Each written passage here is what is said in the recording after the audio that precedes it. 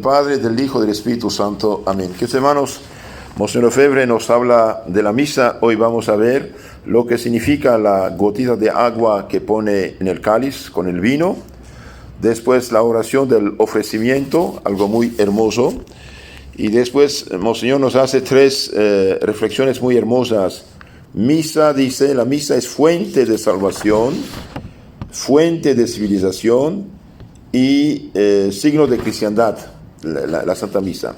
Entonces, primero, ¿qué es la misa en lo concreto? Y bien, la misa en lo concreto es el sacrificio de la cruz. Por eso se celebra frente a la cruz. Ustedes saben que desde el paraíso terrenal, o más bien desde el despecado original, hubo sacrificios. El hombre que peca, que se aleja de su Creador, tiene algo en su conciencia que lo impulsa a la reparación. Cuando uno hace algo mal, necesita reparar, necesita decir algo, necesita hacer algo, y es normal, es rectificación.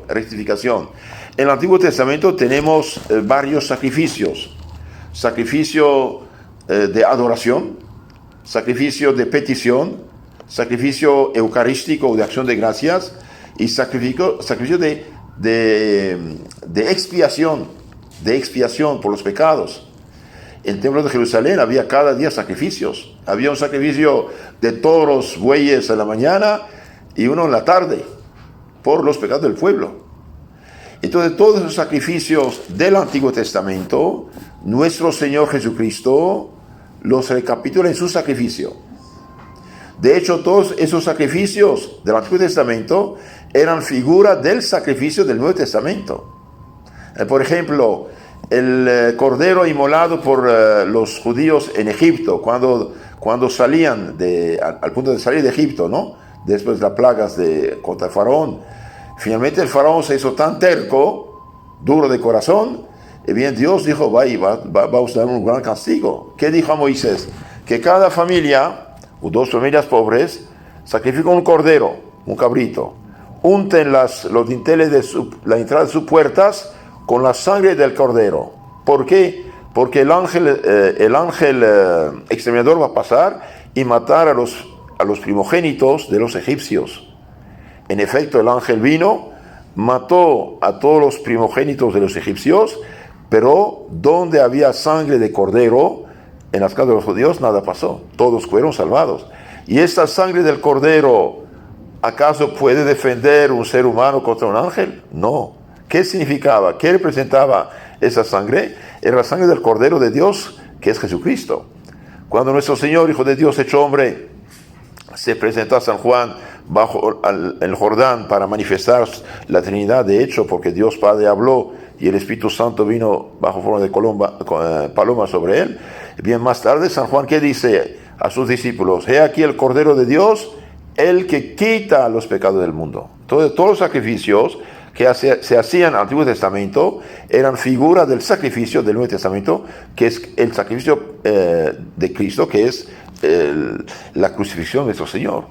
Ahora, en la última cena, cuando nuestro Señor come el cordero con los apóstoles, creo clarificar eso también, hay mucha confusión acerca de ese tema, bien, no es una comida profana que está comiendo, es una comida sagrada.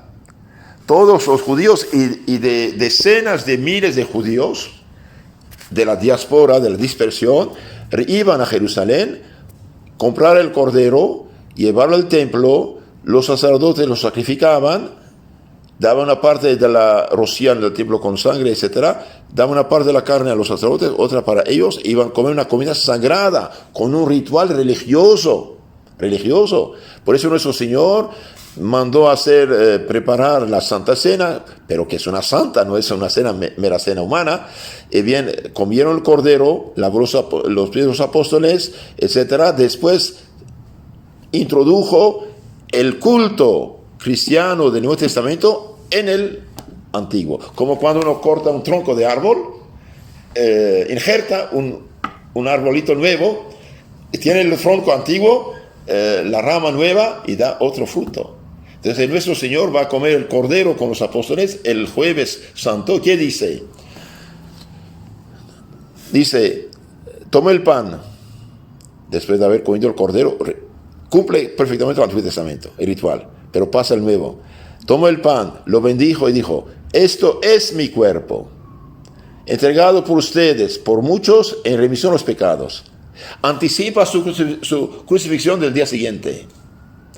Esto es mi cuerpo. No dijo esto representa, no dijo esto simboliza, no dijo esto significa.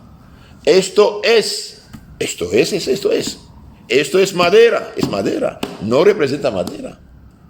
Después tomó el cáliz, dando gracias, cantando salmos, etc. Tomó el cáliz, capítulo 22 de San Lucas, capítulo 22, 19. 1 Corintios, capítulo 11. ¿Qué dice? Tomó el cáliz, lo bendijo y dijo: ese es el cáliz de mi sangre, del Nuevo Testamento.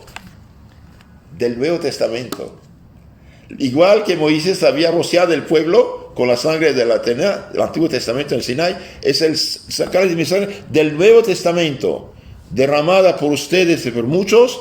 Hagan esto en memoria mía. Queridos hermanos, del siglo I al XXI, todos los fieles cristianos de Oriente, de Occidente, de Egipto, de Italia, donde quiera, han creído que solo un sacerdote ordenado por la mano de los apóstoles y sus sucesores, los obispos, puede consagrar el pan y el vino. Y el pan y el vino consagrado ya no es el pan y el vino, es cuerpo de Cristo, sangre de Cristo. El tema no es solamente esto, pero busca en YouTube milagros eucarísticos. Milagros eucarísticos. Hay montón de hostias consagradas, cambiadas en carne viviente, sangre viviente. Un ejemplo, el doctor ateo, llamado Ricardo Castañón, le da una hostia milagrosa. Él no sabe qué es. Analícenme esto, por favor. Y queda espantado. ¿Es carne humana viviente? ¿Con sangre humana viviente? ¿Cómo es posible? Después le dijeron, ese doctor recupera la fe y gracias a Dios ahora está dando charlas, conferencias del mundo entero para dar testimonio. No necesitamos esto, pero Dios lo da. Gracias, Señor. Un día hubo un milagro eucarístico en París. Toda la gente fue corriendo a ver lo que pasaba.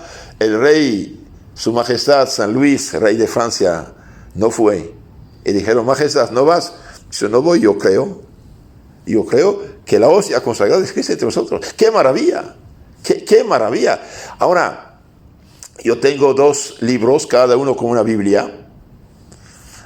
Se llaman los textos eucarísticos de los 7 primeros siglos, publicado por la BAC. Son todos los textos de los autores cristianos de habla griega, latina, egipcia, copto, etíope, arameo, caldeo, armenio. Todos los textos de los autores cristianos que sobrevivieron a las persecuciones paganas están ahí, todos sin excepción dicen: el pan y el vino es pan y vino antes de la misa. En la consagración, Cristo mismo, que dio poder a los apóstoles, por la boca del sacerdote, cambia el pan y el vino en su cuerpo, sangre, alma y divinidad. Cristo presente de nosotros. ¿Y para qué? Bien, uno, para quedar con nosotros, claro. Por eso cuando uno entra en una iglesia, ve la lámpara encendida, gracias Señor, aquí es el Señor. Y 2, para alimentarnos. Como la salvación de Cristo, la sangre de Cristo derramada en la cruz, 2000 años después, todos los siglos, llega a nosotros mediante 7 canales que son los 7 sacramentos. Pero el sacramento por excelencia es la misa, es el sacrificio. ¿Por qué? Porque Cristo murió una vez, claro, una vez murió en la cruz el Viernes Santo. ¿Estábamos ahí? No. ¿Podíamos rociarnos con su sangre? No. ¿Y cómo vamos a hacer entonces? Bien, como Cristo es Dios omnipotente, sabiduría infinita y poder infinito, bien quiso perpetuar el mismo sacrificio, porque el sacrificio es uno, una vez Cristo muere, resucita, ya no muere, quiso perpetuar el mismo sacrificio con la misma eficacia en nuestro provecho en todos los siglos, pero de otro modo. ¿Y cuál es otro modo? El sacrificio de la cruz, queridos hermanos, y más uno conoce a Dios, más uno da gracias al Señor. El sacrificio de la cruz del Viernes Santo se hace presente en la Santa Misa. Cristo mismo ofrece su sangre por nosotros. Por eso el sacerdote principal de la misa es Cristo. El sacerdote humano que fue consagrado sacerdote por la mano del obispo que sucedió a los apóstoles, es instrumento suyo. Por eso cuando el sacerdote toma la hostia y dice, esto es mi cuerpo, no dice este es el cuerpo de Cristo, es mi cuerpo, es cáliz de mi sangre. ¿Por qué dice esto? Porque Cristo utiliza la boca del sacerdote, la voz del sacerdote, para consagrar su cuerpo y sangre. No tengo aquí el pizarrón, se sabe que yo fui profesor, me gusta el pizarrón, con un esquema enseña mucho, pero vamos a hacerlo como si fuera pizarrón con el muro, ¿no? Entonces, en la cruz, ¿qué había? El Viernes Santo, Cristo, sacerdote, y Cristo víctima. Cristo sacerdote ofrece su vida por nosotros. En el altar, ¿qué hay? Hay Cristo, sacerdote principal, utiliza el sacerdote humano, ofreciendo su cuerpo sangre bajo la forma del pan y del vino, rociándonos con su sangre. Lo que hizo Cristo el Viernes Santo en la cruz, vuelve a repetirlo, hacerlo con la misma eficacia en nuestro provecho, pero de otro modo. Porque Cristo resucitado y glorioso en el cielo, pero hace presente aquel sacrificio en favor de todas las generaciones, rociándonos con sangre. Los que escucharon la conferencia del sábado, hemos hablado de cómo Cristo nos rocía con su sangre en este libro maravilloso del padre Martín de Cochem, que explica realmente de una manera extraordinaria lo que hace la misa en provecho de los santos, de los cristianos que asisten. Entonces, cuando usted asiste en la misa, es como si usted estuviera presente delante de la cruz de Cristo, al lado de la Virgencita, de San Juan de la Magdalena, ahí rezando con él por él.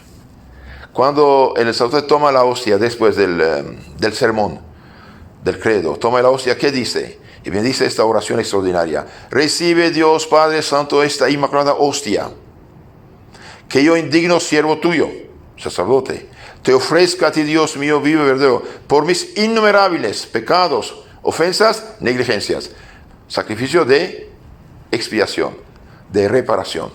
También te lo ofrezco, Señor, por todos y cada uno de los presentes. Aunque usted no tenga misal, aunque no abra la boca, aunque no diga nada, estás presente, se ofrece el sacrificio de Cristo por tu salvación. Y también te lo ofrezco por todos los fieles cristianos, vivos y difuntos, para que a mí ellos sirvan para salvación eterna. Entonces, el mismo sacrificio de la cruz está presente con la misma eficacia, pero de otro modo. Y este sacrificio de la misa abarca todos los sacrificios del Antiguo Testamento: sacrificio de adoración, sacrificio de expiación o reparación, sacrificio de acción de gracias, Eucaristía, y sacrificio también de petición. Ahora regresemos a nuestro punto. La gotita de agua, el libro de Monseñor Lefebvre, página 96. La gotita de agua mezclada al vino, ¿qué significa? Cuando el sacerdote en el altar pone una gota de agua en el vino, esta gotita de agua representa al pueblo fiel. Esta gota de agua se une a la sangre de nuestro Señor, puesto que pronto el vino se va a transformarse en la sangre de nuestro Señor Jesucristo. De este modo participamos de la gracia de nuestro Señor y somos esa gotita de agua en medio de la inmensa ola de la gracia santificante de nuestro Señor Jesucristo. Su gracia santificante tiene cierta infinitud porque sale de la unión de nuestro Señor con la divinidad. Cristo es Dios y hombre. Por consiguiente, nuestro Señor nos hubiera podido santificar a mundos y mundos, a generaciones y generaciones, muchos más de los que han sido y serán santificados. Entonces, hermanos, nuestra presencia sí cuenta, en nuestra experiencia sí nos atrae bendiciones. Lutero dijo una palabra tremenda, dijo: destruyan la misa, destruyan la Iglesia Católica. Y tenía razón. ¿Qué es la misa? Es el sacrificio perpetuo. ¿Qué dice San Pablo en su carta a los Hebreos?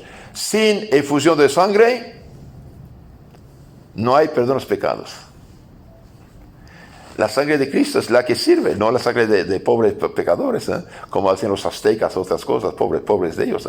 Bien, la sangre de Cristo nos purifica, nos santifica, neutraliza a los demonios. Cuando la misa está ofrecida, el demonio tiembla. El demonio tiembla. Después de poner la gota de agua, el sacerdote hace esta oración. Ofrecemos al Señor el cáliz de salud, de salvación, implorando tu clemencia.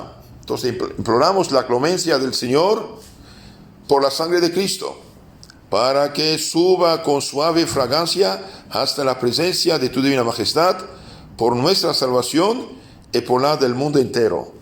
Los hermanos, ahí ofrece el cáliz de sangre de Cristo por nosotros que estamos presentes y también por el mundo entero. Por eso, que haya gente o no haya gente en la iglesia, el sacerdote, al menos en lo tradicional, ofrece cada día la Santa Misa. La misa no es una fiesta, banquete de amigos donde se reúne, como dice actualmente, de una manera injusta y falsa. La misa, en primer lugar, es el sacrificio de nuestro Señor, ofrecido por toda la humanidad, por todos los fieles cristianos, por vivos y difuntos. Por eso, por ejemplo, cuando estoy en el convento y hay varios padres, y viene un padre celebra la misa pública para el pueblo y los demás padres celebran misa privada en las otras capillas, ofreciendo el sacrificio por vivos y difuntos. Entonces aquí dice, recibe, Señor, el cáliz de salvación, cáliz de la sangre de Cristo, implorando tu clemencia. Sí que necesitamos clemencia de Dios, para que suba con suave fragancia hasta la presencia de tu divina majestad, por nuestra salvación y por la del mundo entero. El cáliz del sacrificio se ofrece también por todos los hombres.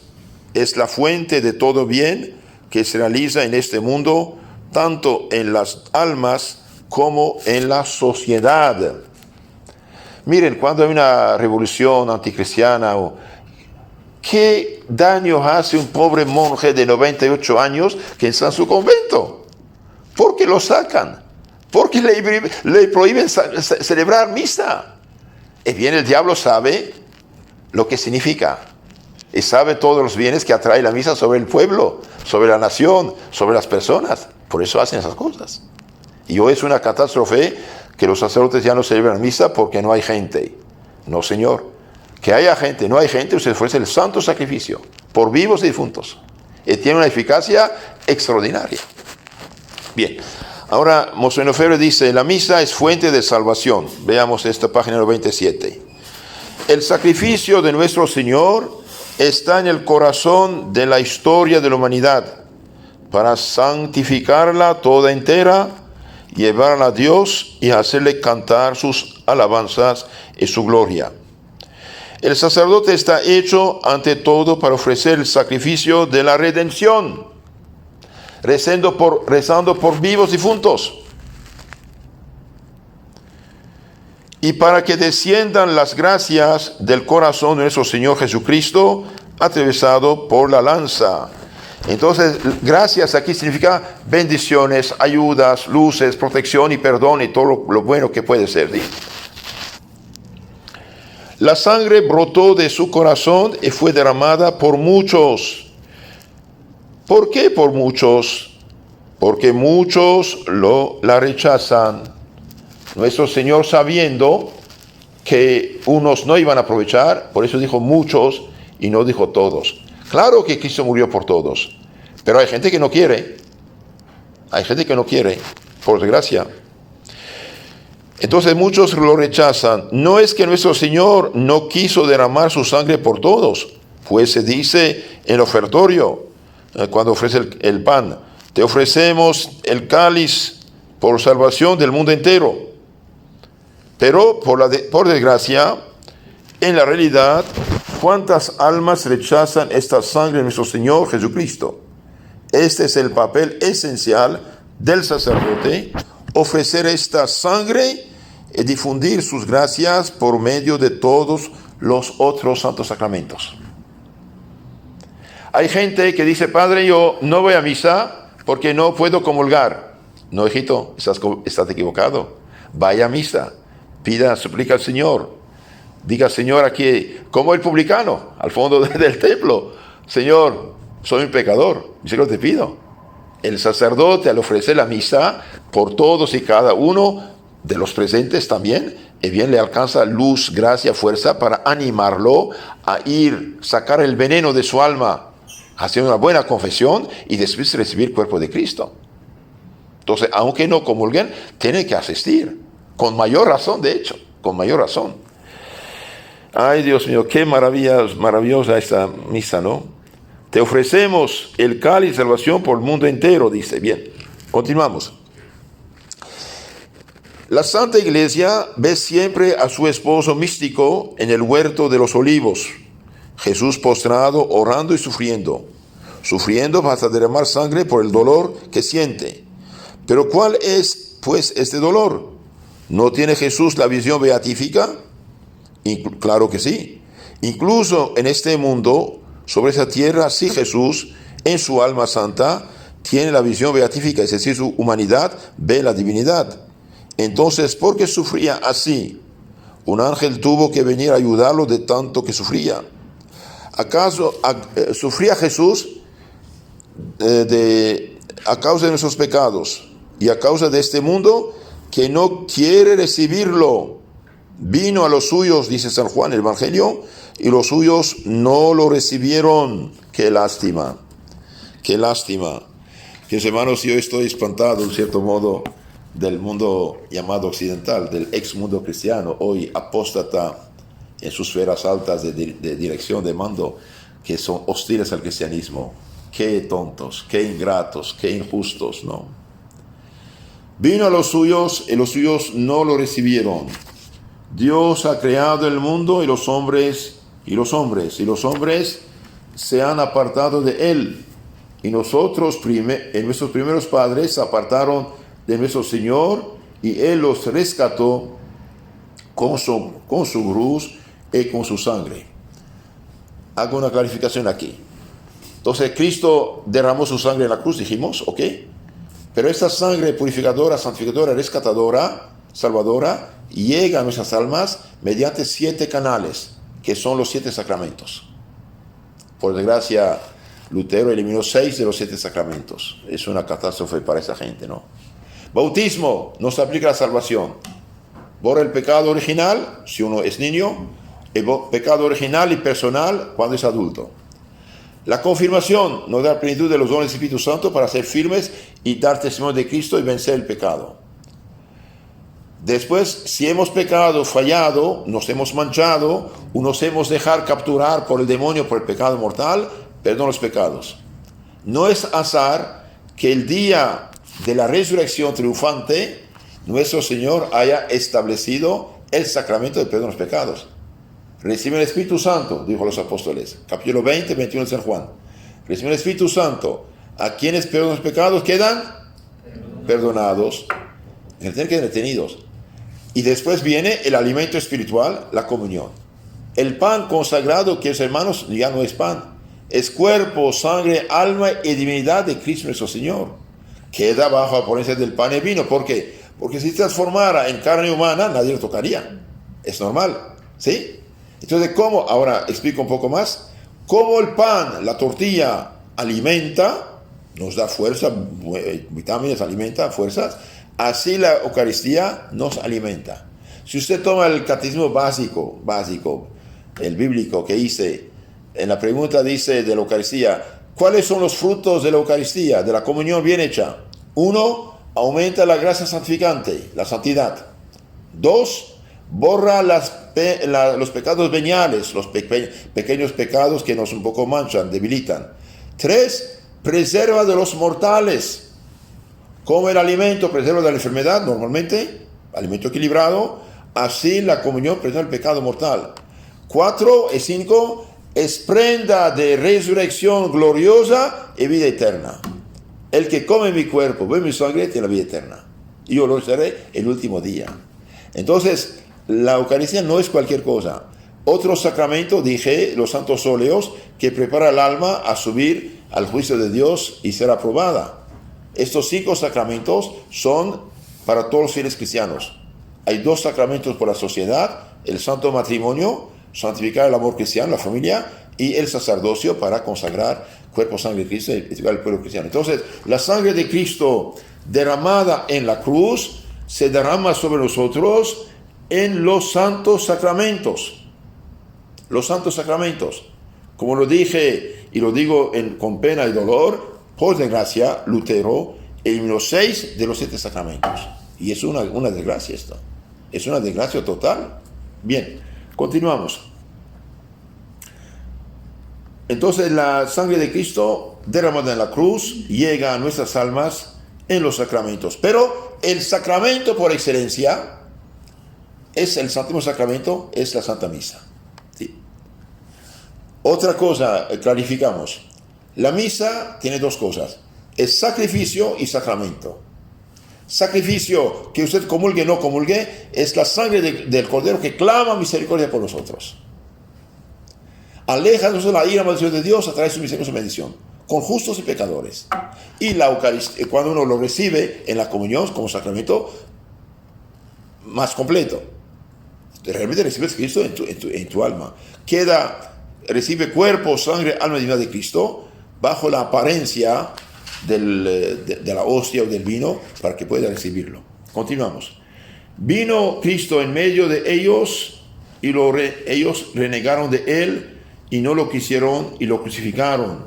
Aún hoy, qué situación, cómo sufrió Cristo viendo esto, cómo fue martirizada la misma Virgen Santísima ante el pensamiento de que la sangre de su divino Hijo no sería recibida por toda la humanidad. Eso fue su martirio. Pues bien, es también el martirio de la Iglesia. Tiene que ser también vuestro martirio. Si no entendéis esto y no sois martirizados viendo estas almas que rechazan a nuestro Señor, no sois realmente hijos de la Iglesia. Que hermanos, cuando vemos tantas almas que rechazan la fe, debe darnos pena, debe impulsarnos rezar, pedir, hacer penitencia, dar el buen ejemplo, ¿no? Y vosotros tenéis que ser hijos privilegiados de la Iglesia. De este modo, al igual que lo tuvo nuestro Señor Jesucristo, tenéis que tener ese deseo de rezar y de ofreceros, de sufrir y daros enteramente a Dios, para que las almas abran sus corazones y reciban este nombre de Jesús, fuera del cual no hay salvación. Que se conviertan, que se hacen cristianos. Seréis almas de oración, almas sufrientes, y aceptaréis este martirio. De este modo seréis misioneros. Viendo la situación del mundo seréis misioneros, pero como lo son en primer lugar las almas contemplativas que se encierran en los monasterios. Seréis misioneros por medio de la oración y de la penitencia. Ese es el ejemplo que nos dio nuestro Señor y lo que la Iglesia ha deseado siempre. Después, Monseñor Lefebvre aquí dice una cosa extraordinaria. Dice, la misa es fuente de civilización. Hermanos, por desgracia muchos no conocen mucha historia. Ustedes realmente no pueden imaginar en qué miseria espiritual, moral vivían los pueblos antes de Cristo. Y en qué miseria hoy viven los que abandonan a Cristo. Si todavía algo funciona en nuestra sociedad, me queda unas chispas del Evangelio todavía. Pero realmente, yo que he estudiado las civilizaciones antiguas paganas antes de Cristo, islámica, otras, etc., realmente soy orgulloso 10 millones de veces de ser cristiano, de ser de la Iglesia de Cristo y de ser sacerdote de Cristo. Ustedes no pueden imaginar la miseria en la cual vivían los pueblos paganos antes de Cristo. Todos los vicios tenían su disque Dios. Venus, Astarte, ¿quiénes son? Diosa de la prostitución y lujuria. Bacchus, dios de los ladrones. Marzo, dios de la guerra. Miren, no lejos de nosotros, nuestros pobres vecinos, los aztecas, ¿qué hacían? Pobres de ellos. Hacían la guerra a los pueblos vecinos, porque en México había unos 80 tribus diferentes, 80 pueblos diferentes, para capturar vivientes y sacrificarlos y comer su carne. Y una vez una tribu está vencida, tenía que pagar tributos, no en materia prima, como dice Marcelo Gullo en su libro maravilloso, Madre Patria, no en forma de materia prima, no en forma de dinero, no, tenían que entregar hijo, hija, esposo, esposa, padre o madre a los aztecas para sacrificarlos, comer su carne. Es una locura. Los juegos de gladiadores, ¿qué eran? Sacrificios humanos, etcétera. No entro en detalles porque iría muy lejos. Los fenicios, por ejemplo, los cananeos, sacrificaban niños para hacer construcciones.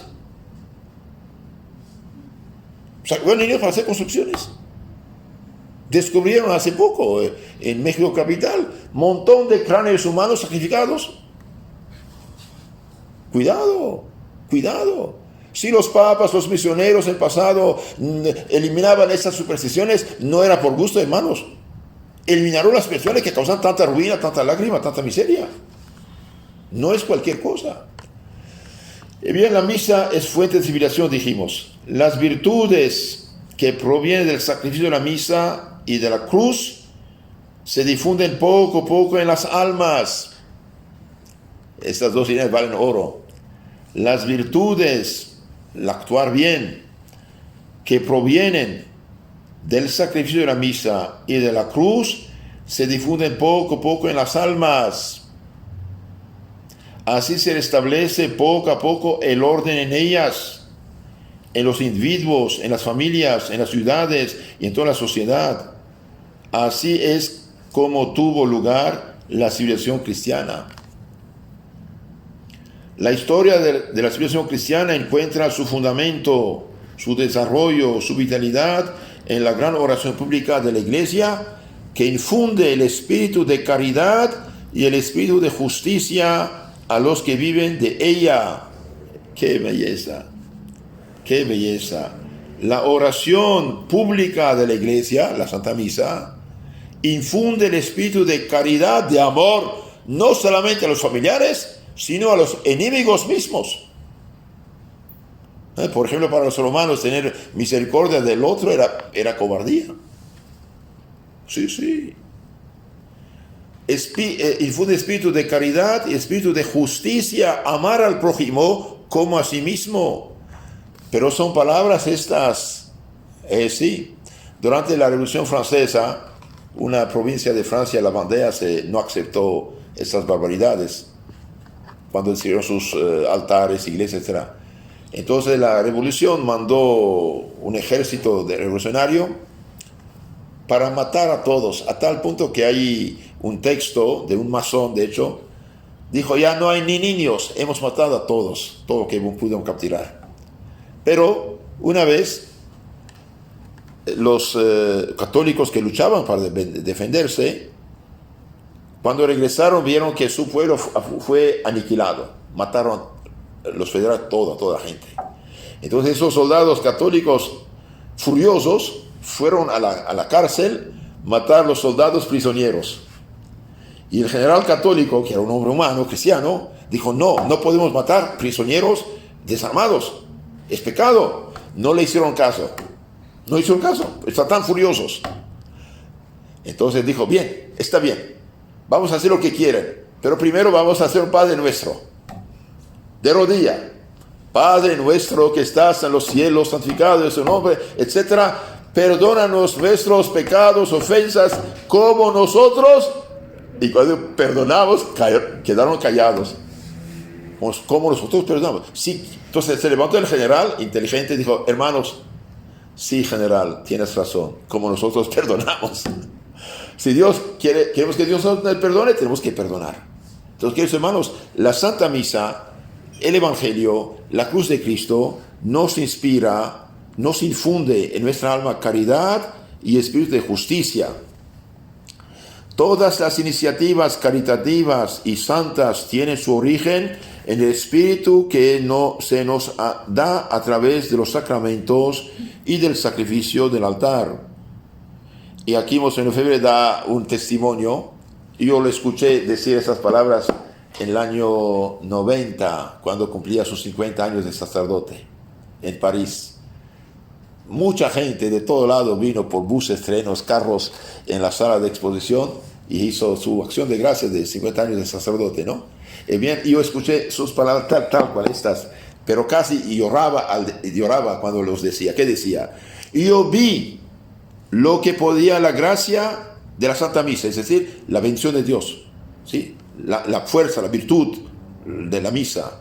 Y yo vi lo que podía la gracia de la Santa Misa, y lo vi en esas almas santas que eran algunos de nuestros catequistas, entonces paganos convertidos, bautizados, hechos cristianos. Esas almas paganas transformadas por la gracia del bautismo, purificadas, santificadas, iluminadas, por la asistencia a la misa y por la Sagrada Eucaristía, comprendían el misterio del sacrificio de la cruz y se unían a nuestro Señor Jesucristo en los sufrimientos de su cruz, ofrecían sus sacrificios y sus sufrimientos con nuestro Señor Jesucristo y vivían cristianamente. Queridos hermanos, a nadie gusta el dolor. A nadie gusta el dolor.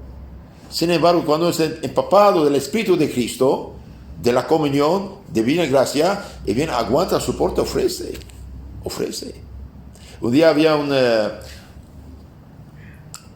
enfermo en un hospital, una clínica de religiosas, antes todos los hospitales, la iglesia los hizo antes. Entonces era tan insoportable que tuvieron que cambiarlo de sala, lo pusieron en un cuarto solito.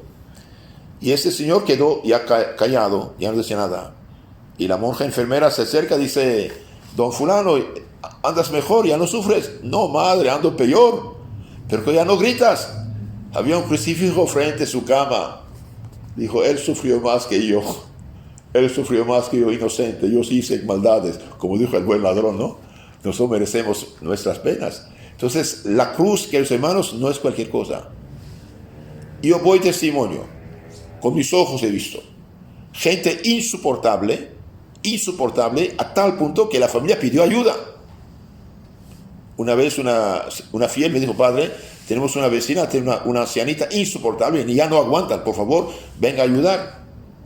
Me fui con el Santísimo. La señora, no sé qué enfermedad tenía, se hizo chiquito con una niña, con un colchón por el suelo. Me miró con una mirada, les aseguro que sí me dio miedo. Una maldad, pero algo tremendo. Entonces, bendije la casa, hablé un poco con la familia, dije: ahora salgan ustedes aquí, vayan a rezar. Hablé con ella, la escuché, la animé, se confesó. Le di la absolución de sus pecados en nombre del Padre, del Hijo y del Espíritu Santo. Le di la Santa Comunión. Otra vez traje a la familia, hablé con ellos, le di los santos óleos también. Después me fui. En la semana el hermano me llama: padre Bonifaz, ¿qué hizo con mi hermana? Hizo lo que un sacerdote debe hacer. La confesé, le di santos óleos, la comunión, la bendición. Está cambiada totalmente, ya no se queja. Es como un pan dulce. Pues sí, claro. Dios actúa mediante los sacramentos. Es Cristo que perdona los pecados por la boca del sacerdote. Es Cristo que se comunica a esas almas y le habla a su corazón en la comunión. Es Cristo que unge con el santos óleos. Cristo es médico de alma y cuerpo. Entonces aquí dice Monseñor Febre: yo he visto estas almas santas uniéndose al sacrificio de Cristo, viviendo cristianamente. Después dice algo sobre la sociedad. Vamos a terminar con esto. Yo pude ver las aldeas paganas donde hay odio, rencor, maldad, chismes, maldades, es terrible. Yo pude ver las aldeas paganas que se habían convertido en cristianas transformarse, no solamente, diría yo, espiritual y sobrenaturalmente, también, sino física, social, económica y políticamente. Transformarse, pues, porque esas personas de paganas que eran, se volvían conscientes de la necesidad de cumplir su deber, a pesar de las pruebas, y en particular sus compromisos de matrimonio. Entonces, gente pagana se bautiza, se convierte, no solamente hay una transformación espiritual, una resurrección física, sino también dice cambio física, social, económico y políticamente. ¿Ves claro? ¿Ves claro? Lee el capítulo 6 del libro de la sabiduría, hablando de los dirigentes. Un dirigente cristiano, bien sabe que dará cuenta a Dios de su administración. No es cualquier cosa. ¿Por qué tantos problemas en la sociedad actualmente?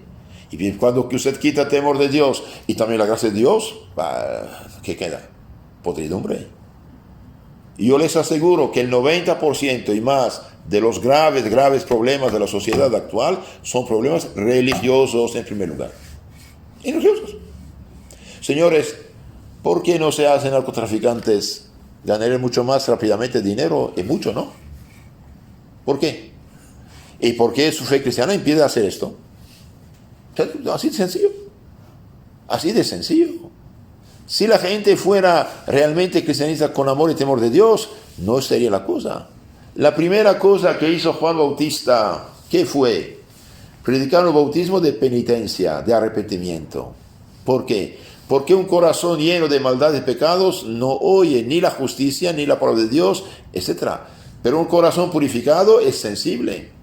Entonces hay cambio social, económico, político. Por ejemplo, uno de los graves problemas actuales de la sociedad es la usura.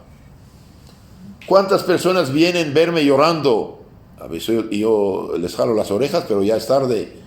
Tomaron dinero a 15, 20, 30% o más de usura. Nunca logran pagar ni siquiera la usura. ¿Qué está pasando? Eso no es cristiano. Eso es un crimen. Eso es un robo. Pero como dice la Biblia, la avaricia es idolatría. Su Dios es el dinero de esta gente. Entonces, hay transformación física, económica, política, social y también, algo muy hermoso, cumplen con sus deberes.